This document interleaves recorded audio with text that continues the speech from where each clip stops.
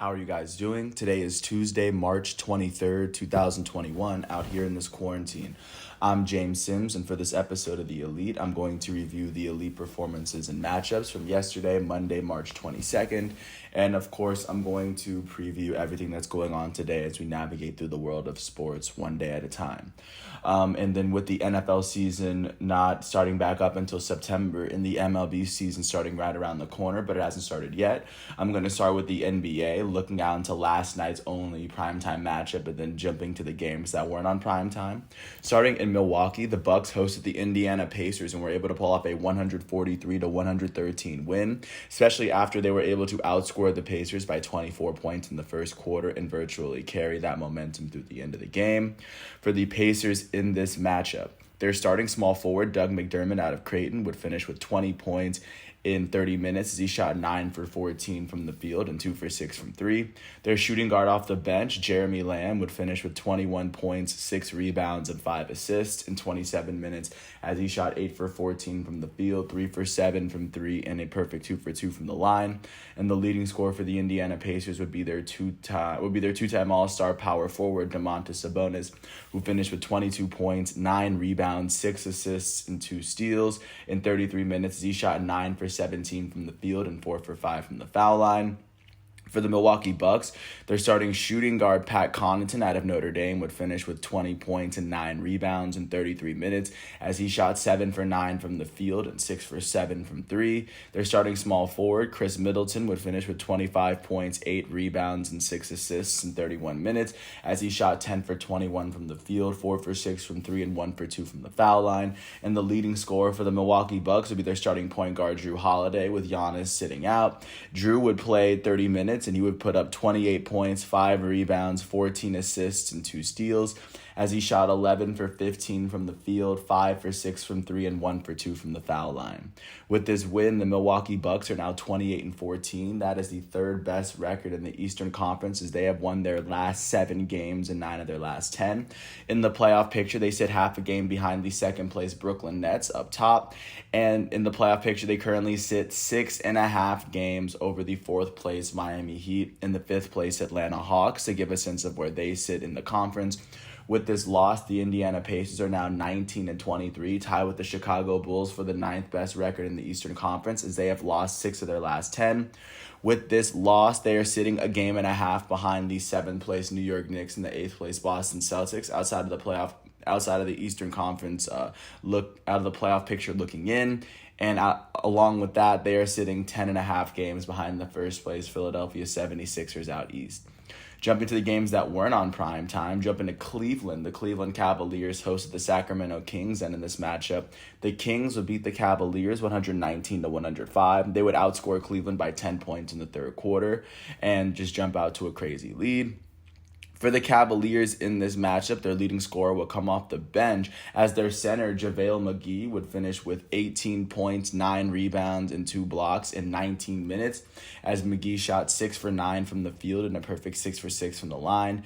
And for the Sacramento Kings, their starting point guard, Tyrese Halliburton, their rookie, would finish with 28 points in 36 minutes, shooting 11 for 15 from the field, 4 for 5 from 3, and a perfect 2 for 2 from the line. And the leading scorer for the Sacramento Kings would be their starting point guard, De'Aaron Fox out of Kentucky, who finished with 30 points, 6 rebounds, 6 assists, and 2 steals in 38 minutes. As Swiper the Fox finished with he shot 13 for 23 from the field, 1 for 5 from 3, and 3 for 6 from the foul line. With this win, the Sacramento Kings are now 18-25. That is the third worst record in the entire Western Conference, and with this win, they've won 5 of their last 10. They currently sit 5 games out of the playoff picture behind the 8th place Dallas Mavericks as they sit 13.5 games behind the first place Utah Jazz. And with this loss, the Cleveland Cavaliers are now 16-27. That is the 4th worst record in the Eastern Conference as they have now lost 6 of their last 10 with this loss. They currently sit 5 games out of the playoff picture behind the Knicks and Celtics, and they sit 14 games behind the first place Philadelphia 76ers out east to give a sense of where the Cavs stand. Speaking of teams sitting at the bottom of their bracket, the Minnesota Timberwolves hosted the Oklahoma City Thunder, and in this matchup, the Thunder would beat the Timberwolves 112-103 to ensure that the Timberwolves would keep the worst record in the entire league. The Thunder would outscore the Timberwolves by 7 in the first half and carry that momentum. For the Timberwolves in this matchup, their leading scorer would be their elite starting center out of Kentucky, Karl-Anthony Towns, who finished with 33 points, 10 rebounds, and 2 steals in 38 minutes, as he shot 10 for 28 from the field, 5 for 12 from 3, and 8 for 10 from the foul line. And for the Oklahoma City Thunder, their leading scorer would be their starting shooting guard out of Kentucky, Shai Gilgeous-Alexander, who finished with 31 points in 2 blocks in 34 minutes, as he shot 11 for 23 from the field, 4 for 6 from 3, and 5 for 6 from the foul line. With this win, the Oklahoma City Thunder are now 19-24. That is the 5th worst record in the entire Western Conference. They've won their last 2 games and 5 of their last 10 either way. They sit 4 games behind the 8th place Dallas Mavericks outside of the playoff picture looking in, as they trail the first place Jazz by 12.5 points in the conference. With this loss, the Minnesota Timberwolves are now 10-33. That is the worst record in the entire NBA. They've lost their last 2 games, and they've lost 7 of their last 10. To give a sense of where they are sitting in the playoff picture, they are 13.5 games out of the playoff picture behind, or 13 games behind the 8th place Dallas Mavericks, and they are 21.5 games behind the first place Utah Jazz in the conference, to get a sense of where the worst team in the NBA sits right now. Jumping to San Antonio, the San Antonio Spurs hosted the Charlotte Hornets, and after a lot of back and forth possession, the Hornets would pull off their 21st win of the season, carrying that momentum from the first quarter, where they outscored the Spurs by 10. The Spurs tried to come back; it just wouldn't be enough at the end.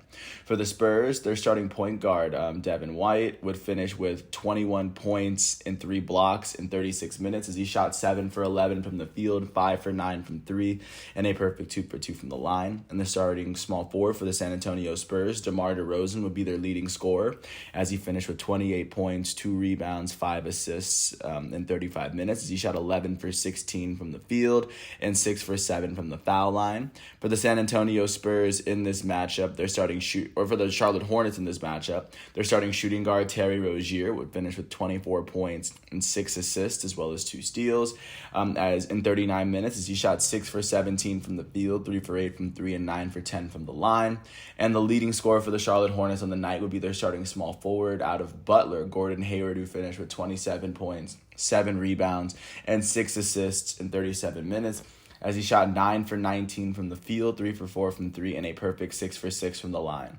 With this win, the Charlotte Hornets are now 21-21, sitting at 500. They have the 6th best record in the Eastern Conference, as they have won 6 of their last 4 games. In the playoff picture, they sit half a game behind the 4th place Miami Heat and the 5th place Atlanta Hawks, and they also sit half a game ahead of the 7th place New York Knicks and the 8th place Boston Celtics.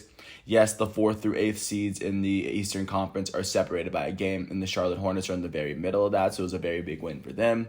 And with this loss, the San Antonio Spurs are 22-18, and sitting 4 games over 500. They have the 7th best record in the Western Conference, as they have lost their last 2 games and 5 of their last 10. In the playoff picture, they sit 2 games behind the 5th place Denver Nuggets and the 6th place Portland Trailblazers.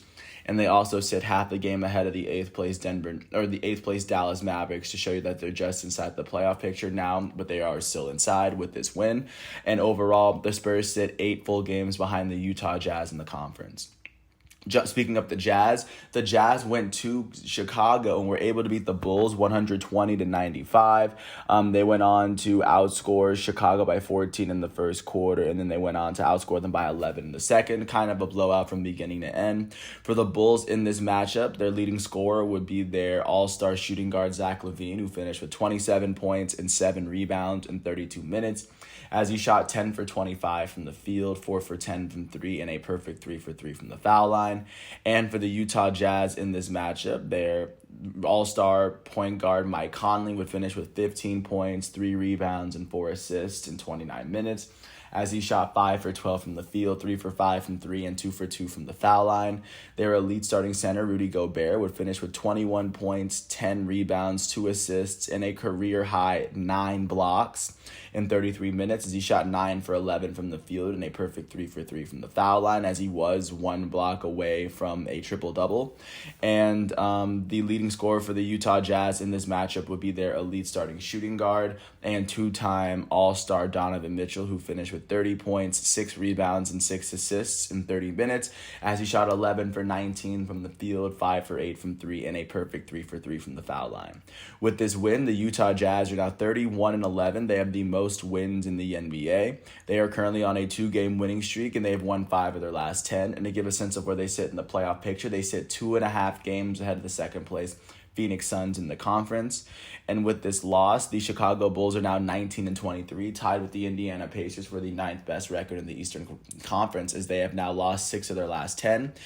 They now sit a game and a half outside the playoff picture, behind the New York Knicks and the Boston Celtics, sitting in the 7 and 8 spots, as they sit 10.5 games behind the first place 76ers in the conference. Jumping out to Houston, the Houston Rockets hosted the Toronto Raptors, who were playing in Tampa Bay.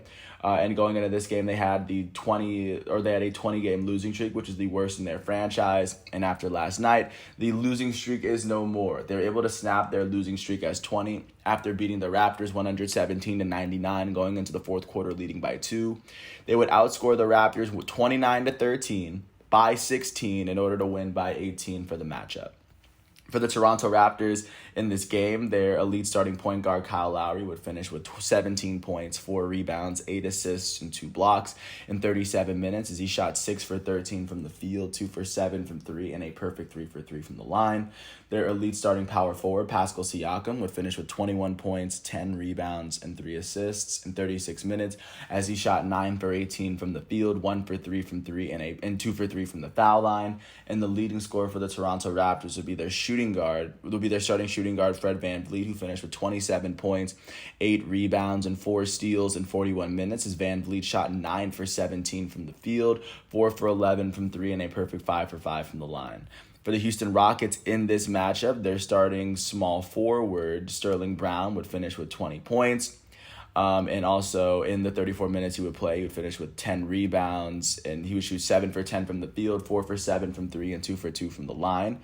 Their leading scorer would be their starting small forward, Jae'Sean Tate, who finished with 22 points, 6 rebounds, 5 assists, and 2 steals in 40 minutes. He shot 8 for 9 from the field, 3 for 4 from 3, and 3 for 6 from the foul line. Alongside both of those two, their elite starting point guard, John Wall, would finish with 19 points, 11 rebounds, 10 assists, and 2 blocks in 36 minutes, as he shot 8 for 30 from the field, 1 for 7 from 3, and 2 for 2 from the foul line. Even though he missed 22 shots on the night, he would post his first triple-double in the NBA since 2016, so of course it's a very big game for John Wall. With this win, the Houston Rockets are now 12-30. That is the second worst record in the entire Eastern Conference, and like I said, they've lost 20 of their last 21 games. So the Harden trade has not been very favorable to this franchise. They currently sit 10.5 games outside the playoff picture in the Western Conference, as they trail the first place Utah Jazz by 19 total points in the conference.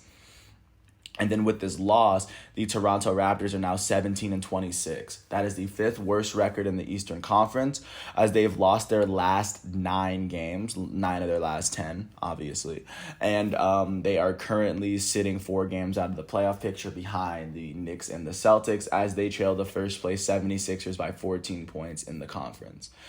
Jumping out to Memphis, the Memphis Grizzlies hosted the Boston Celtics, and in a game that went to overtime, the Grizzlies would win this one 132-126 to pick up their 20th win of the season. And then this is after a pretty back and forth game between them and Boston. For the Celtics in this matchup, their starting point guard, Jeff Teague, would finish with 26 points and 6 assists in 39 minutes. As he shot 10 for 12 from the field, a perfect 2 for 2 from 3, and 4 for 7 from the foul line. And the leading scorer for the Boston Celtics would be their all-star shooting guard, Jaylen Brown, as he finished with 27 points, 9 rebounds, and 5 assists. in 40 minutes as he shot 11 for 24 from the field, 3 for 11 from 3, and 2 for 3 from the foul line. Their elite starting small forward Jason Tatum didn't play due to illness. For the Memphis Grizzlies in this matchup, their starting small forward Dylan Brooks out of Oregon would finish with 24 points, 7 rebounds, 7 assists, and 2 steals in 37 minutes as he shot 10 for 22 from the field, 1 for 6 from 3, and a perfect 3 for 3 from the foul line. And the leading scorer for the Memphis Grizzlies would be their elite starting point guard out of Murray State, Ja Morant, who finished with 29 points, 5 rebounds, and 9 assists in 41 minutes, shooting 12 for 25 from the field, 1 for 5 from 3, and 4 for 7 from the foul line. With this win, the Memphis Grizzlies are now 20-20. With a record at 500, they now have the 10th best record in the Western Conference, as they've won their last 2 games in 5 of their last 10. They now currently sit a game and a half behind the Dallas Mavericks outside of the playoff picture looking in, as they trail the first place Utah Jazz by 10 total games in the conference. To give a sense of where they are, and with this loss, the Boston Celtics are now 21-22. That ties them with the New York Knicks for the 7th best record in the NBA Conference, as they are holding up that last spot in that 8th spot. As the Celtics have now lost 5 of their last 10, they now sit, or in the playoff picture alongside the Knicks, they now sit half a game behind the 6th place Charlotte Hornets. Also, they sit a game and a half ahead of the 9th place Chicago Bulls and the 10th place Indiana Pacers, who are the 2 teams that are just outside the playoff picture looking in, to give a sense of where the Celtics are at this very moment. And last but not least, jumping to the Staples Center, the Los Angeles Clippers hosted the Atlanta Hawks. And in this matchup, after going into the fourth quarter trailing by 8, the Clippers would pull off a 9-point win after outscoring the Hawks 37-20 in the fourth quarter by 17 to pick up their 28th win of the season. For the Atlanta Hawks on the night, their starting power forward, John Collins, would finish with 23 points and 7 rebounds in 28 minutes, shooting 10 for 14 from the field. He also shot 3 for 5 from the foul line. The leading scorer for the Atlanta Hawks would be their elite starting point guard out of Oklahoma, Trae Young, who finished with 28 points, 5 rebounds, and 8 assists in 38 minutes, shooting 9 for 20 from the field, 5 for 11 from 3, and 5 for 6 from the foul line. For the Los Angeles Clippers in this matchup, their elite starting shooting guard, Paul George, would finish with 8 points, 3 rebounds, 7 assists, and 2 steals in 33 minutes, as he shot 3 for 12 from the field and 2 for 7 from the foul line. Their shooting guard off the bench out of Duke, Luke Kennard, would finish with 20 points and 7 rebounds in 8 minutes, shooting a perfect 8 for 8 from the field and then therefore a perfect 4 for 4 from 3. Their shooting guard off the bench, Terrence Mann, would finish with 21 points and 10 rebounds in 29 minutes, shooting 8 for 14 from the field, 1 for 2 from 3, and 4 for 5 from the foul line. Yes, the Clippers had 2 players off the bench score 20, while their elite player, Paul George, scored 8. And then their leading scorer for the night would be their goated small forward, Kawhi Leonard, who finished with 25 points, 7 rebounds, 5 assists, and 2 blocks in 33 minutes, as Leonard went on to shoot 8 for 14 from the field, 3 for 4 from 3, and a perfect 6 for 6 from the foul line. With this win, the Los Angeles Clippers are now 28-16. That is the 4th best record in the entire Western Conference, as they have now won their last 2 games in 5 of their last 10. In the playoff picture, they now sit half a game behind the defending champs in their Staples Center roommates, the Los Angeles Lakers. And they also sit 2 games ahead of the 5th place Denver Nuggets and the 6th place Portland Trail Blazers, to give a sense of where the Clippers stand, as they sit 4 full games behind the Jazz in the conference. With this loss, the Atlanta Hawks' NBA best 8-game win streak was snapped. With this record, they're now 22-21, tied with the Miami Heat for the 4th best record in the entire Eastern Conference, as they have won, like I said, 8 of their last 10 games. They are in the playoff picture. They and the Heat sit 6.5 games behind the 3rd place Milwaukee Bucks, and the Atlanta Hawks and the Heat also sit half a game ahead of the 6th place Charlotte Hornets, to give a sense of where the Hawks are sitting in the East at this very moment, as they sit 8 full games behind the 1st place 76ers in the conference. And those are all the games from yesterday. Looking forward to what's going on today, especially with no March Madness on the schedule, starting with the primetime games. At 7:30, the New Orleans Pelicans will host the Los Angeles Lakers, a game that was scheduled for LeBron not knowing that he would get injured. And then at 10 o'clock, the Golden State Warriors will host the Philadelphia 76ers, the only team in the Eastern Conference with 30 wins. So, of course, they have the best record. So that's going to be a very interesting game as well. Looking at the games that aren't on prime time, at 7 o'clock, the Orlando Magic are going to host the Denver Nuggets. At 7:30, the New York Knicks are going to host the Washington Wizards. At 8 o'clock, the Miami Heat are going to host the Phoenix Suns as Goran Dragic faces off against his former team. And then at 10 o'clock, the Portland Trailblazers host the Brooklyn Nets as the Brooklyn Nets look to be the third team in the NBA to win 30 games this season, just to give a sense of what's going on in the NBA. With that said, I'm going to transition into college basketball and just to give a little bit of background into yesterday. Yesterday was the second day of the round of 32 matchups. So there were already 24 teams coming into the bracket up until then because half of the Sweet 16 had officially been set. And the Sweet 16, of course, will officially take place next weekend. But just looking into how last night's games, looking at how they played out and to how they are going to shape the next round of the Sweet 16, I'm really just going to jump bracket by bracket just to give a sense of how these teams performed. Starting in the West bracket, first-ranked Gonzaga they faced off against 8th-ranked Oklahoma, and in this matchup, Gonzaga would beat Oklahoma 87-71, led by their forward Drew Timme, who had 30 points and 13 rebounds. They went on to outscore Oklahoma by 12 in the first half.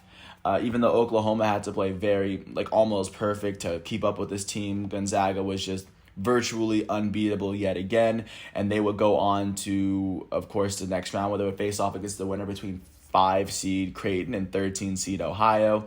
And in this game, 5-seed Creighton would beat Ohio 72-58 after outscoring the Bobcats by 15 points in the first half.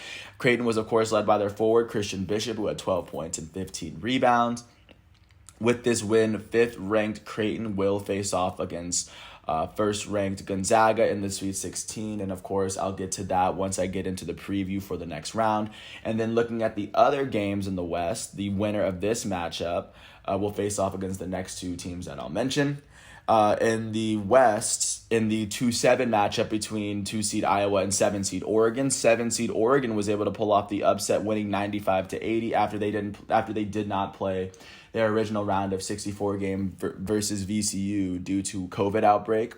Leading the way was their guard, Chris Duarte, as he had 23 points and 7 assists. And in his final game for Iowa, their all-time leading scoring center, Luka Garza, would finish with 36 points and 9 rebounds, as Iowa will not advance to the next round, but 7-seed Oregon will face off against the winner between 6-seed USC and 3rd-seed Kansas.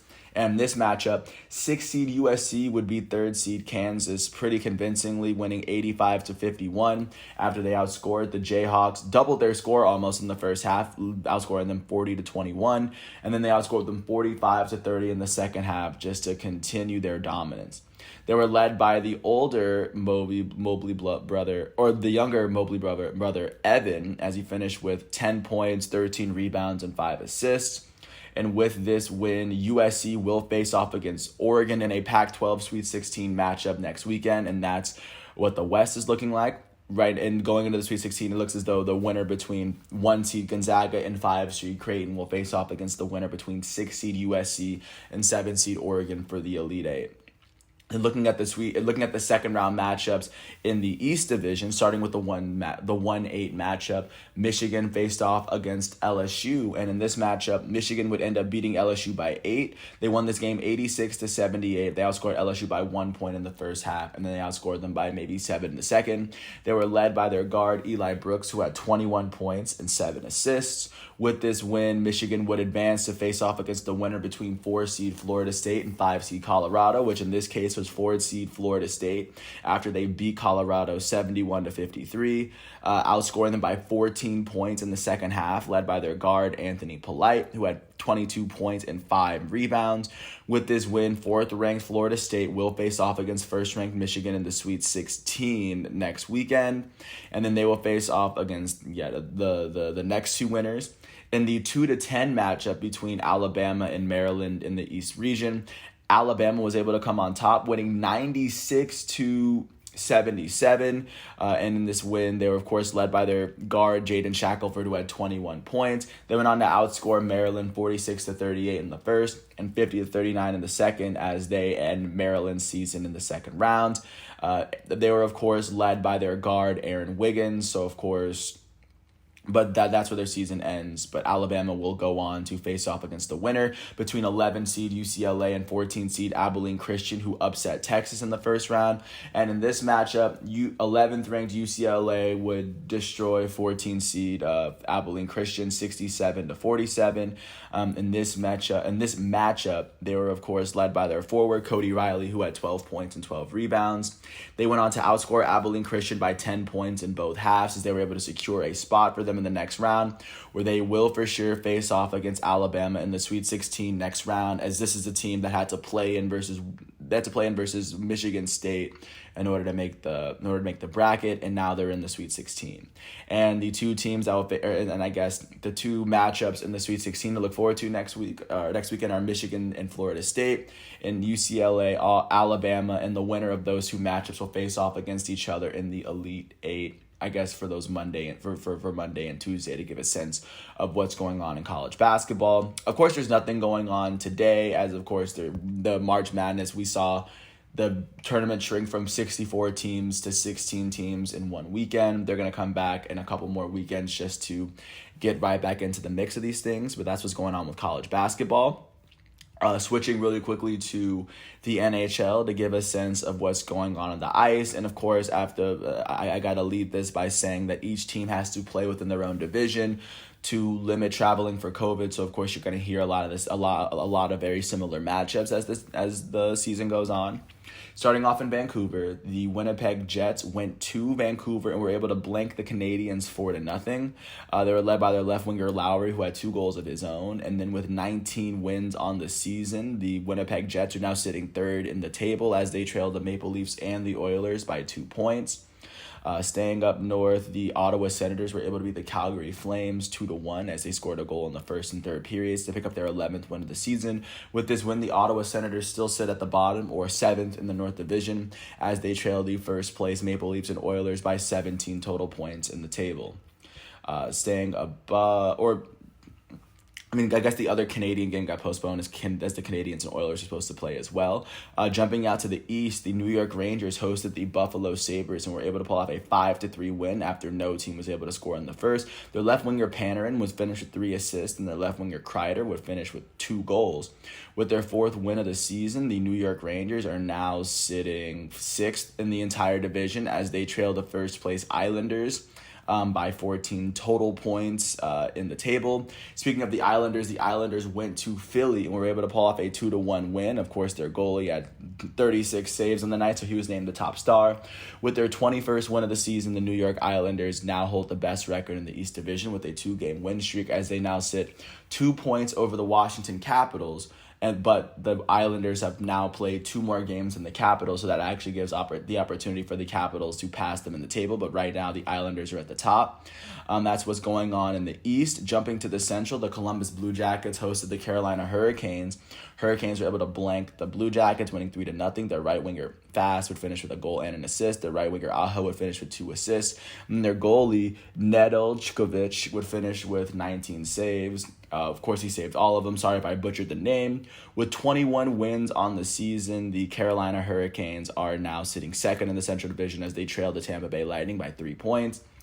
And then jumping out to the West, last but not least, the Minnesota Wild hosted the Anaheim Ducks and were able to pull off a 2-1 win as they were able to pull off their game-winning goal in the third period as the game was tied. With this win, the Minnesota Wild are now sitting 3rd in the West Division as they trail the first-place Golden Knights by 6 total points in the table.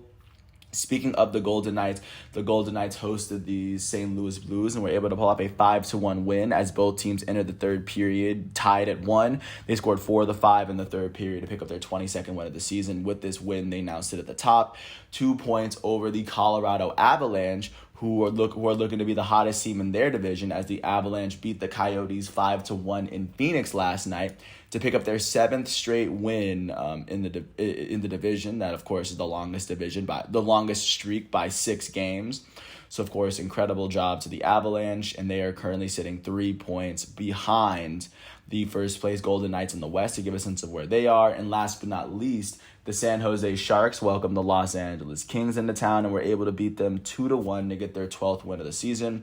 And with their 12th win of the season, the Sharks are now sitting second from the bottom in the West, as they now trail the first place Golden Knights by 17 total points in the entire NHL, or in the entire West Division, to give a sense of where they stand. Those were the hockey games for yesterday. Looking into what's going on today, starting with the primetime matchups. At 7 o'clock, the Philadelphia Flyers will host the New Jersey Devils on NBC Sports Network. At 8 o'clock, the Chicago Blackhawks will host the Florida Panthers on ESPN+. And at 8:30, the Dallas Stars will host the Tampa Bay Lightning on ESPN+. Outside of those games, the Nashville Predators will host the Detroit Red Wings at 8 p.m. And at 10 p.m., the Arizona Coyotes will host the Colorado Avalanche, to give a sense of what's going on out there. And then last but not least, jumping out to what's going on in the world of soccer. Not much was really going on yesterday, not really big games, as they are really transitioning into what's going on with they're transitioning into what's going on with the international matchups that are coming up. And last but not least, I'm going to shift my focus to the women's side of the bracket, as there were more first round, as it was the second day of the first round, as they are entering the second round of the women's bracket. Looking at how that's going, starting off in the Alamo region, 3 seed Georgia was able to beat 14 seed Drexel, 67-53, led by Jenna Stady, as Georgia will go on to face off against 6 seed Oregon, who went on to beat 11 seed South Dakota, 67-47. That's a big one, as they were led by their forward, Erin Boley, who had 22 points herself. Additionally, 13 seed Wright State was able to beat 4 seed Arkansas 66-62, led by their guard Angel Baker with 26 points and 12 rebounds. They will go on to the next round to face off between the winner of 5 seed Missouri State and 12 seed UC Davis. And of course, Missouri State was able to pull off that win, beating UC Davis 70-51 behind Jasmine Franklin, 17 points, 18 rebounds, and 14 steals. So of course, that's going to be a matchup that's going to be played later. And then continuing on within that region, second-ranked Louisville was able to be 15th-ranked Marist to round out that round, 74-43, led by Haley Vandalith, 17 points. With this win, Louisville will advance to the next round of the bracket, where they will face off against Northwestern. Looking out into yet another region, jumping out to the Mercado region, 11th ranked BYU, 11 seed BYU was able to beat 6 seed Rutgers 69-66, led by Paisley Harding's 28 points and 5 rebounds. With this win, 11 seed BYU will face off in the next round against 3rd seed Arizona, after Arizona was able to beat Stony Brook 79-44. Jumping out, or staying back to that game, Trinity Baptiste finished with 18 points and 6 rebounds on the day, as she had an amazing game for the ages. Jumping out to the 4-13 matchup in the Mercado region, Indiana versus VCU. Indiana was able to beat VCU 63-32 behind Mackenzie Holmes' 14 points. With this win, Indiana will advance to the next round, where they will face off against Belmont, who is the 12 seed. Belmont got here after beating 5th seed Gonzaga 64-53 behind Destiny Wells' 25 points and 7 assists, just to get a sense of how that matchup came to be. And also within that region, 7 seed Iowa State was able to beat 10 seed Michigan State 79-75. They were, of course, led by their guard Ashley Jones, as she had 33 points and 9 rebounds, and they will face off against the winner between Texas A&M and Troy, which was Texas A&M after beating 15 seed Troy 84-80. They were led by their center Sierra Johnson, who had 16 points and 14 rebounds, to get a sense of how that matchup is looking. Jumping out to the Hemisphere region, 2nd seed Maryland was able to be 15 seed Mount St. Mary's 98-45, led by their guard Ashley Owusu, who had 22 points, 8 rebounds, and 7 assists. With this win, they will face off against the winner between 7 seed Alabama and 10 seed UNC. And in this case, it was 7 seed Alabama who beat 10 seed North Carolina 80-71 behind Jordan Lewis's 32 points, 11 rebounds, and 8 assists. So, of course, these two teams will match up in the next round, 2 seed Maryland and 7 seed Alabama. And within the same region of the bracket, 3rd seed UCLA was able to be 14 seed Wyoming 69-58, led by Michaela Onyenware's 25 points and 7 rebounds. And UCLA will face off against 6 seed Texas, as 6 seed Texas was able to knock off 11 seed Bradley, as they beat them 81-62, led by Charlie Collier's 23 points and 15 rebounds. And those were the games from the Hemisphere region. And then last but not least, moving on to what's going on today in the women's bracket, starting at 3 o'clock, it'll be the 1-8 matchup in the Mercado region on ESPN2, as 1 seed NC State will face off against 8 seed South Florida, and the winner of this matchup will face off against the winner of 4 seed Indiana and 12 seed Belmont. Continuing on down the schedule, at 3:30, it'll be the 4-5 matchup in the Riverwalk region between 4 seed Kentucky and 5 seed Iowa on ESPNU, as it looks as though the winner of that matchup will face off between the winner of 1 seed UConn and 8 seed Syracuse. So you're basically setting yourself up to play against UConn unless the wildest upset in the history of sports happens. At 5 o'clock, it'll be a 3-6 matchup in the Riverwalk region between 3 seed Tennessee and 6 seed Michigan on ESPN2.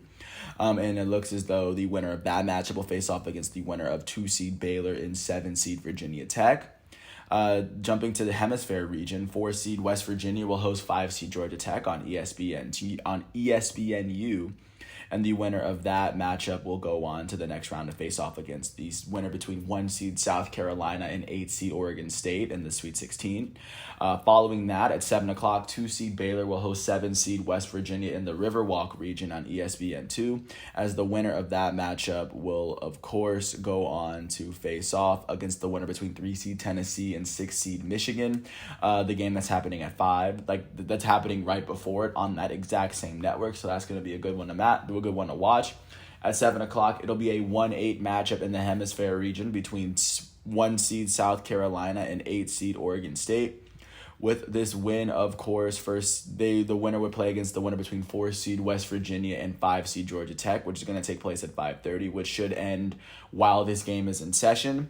At 9 o'clock, it is the 1-8 matchup in the Riverwalk region between 1 seed UConn and 8 seed Syracuse on ESPN. And of course, like I said earlier, the winner of this game will play against the winner of the 4 seed between 4 seed Kentucky and 5 seed Iowa. And last but not least, at 9 o'clock, it will on ESPN2, it will be a 1-8 matchup in the Alamo region of the tournament between 1 seed Stanford and 8 seed Oklahoma State, to get a sense of what's going on out there. And with that said, that's everything going on in sports for today, Tuesday, March 23rd, 2021, out here in this quarantine. I'm James Sims, and I want to thank everyone once again for listening 37 minutes of this piece. I hope all is well, and I want to thank everyone for being a part of this journey. And as I release more pieces, I encourage you guys to keep listening. Thanks once again. I hope all is well, and peace out. I'll catch you with a piece right after this.